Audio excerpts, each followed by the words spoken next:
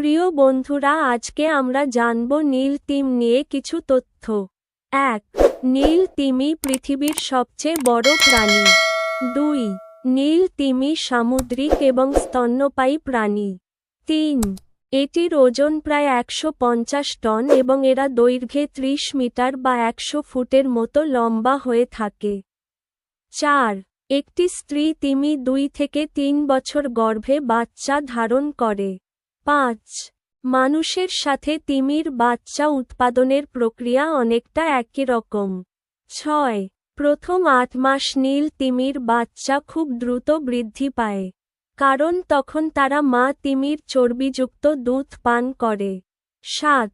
নীল তিমি দেখতে নীল ধূসর রঙের বা রূপালী রঙের, এবং এদের পেটের রং হলুদ। ৮. শরীর যতই বড় হোক না কেন নীল তিমির খাবার কিন্তু কাঁকড়া, চিংড়ির মতো ছোট প্রাণীরাই। ৯. নীল তিমির ক্ষুধা লাগলে ৩৬০০ কেজি পর্যন্ত খাবার গ্রহণ করে তারা। ১০. নীল তিমির বৈজ্ঞানিক নাম বালানপটেরা মাস্কুলাস।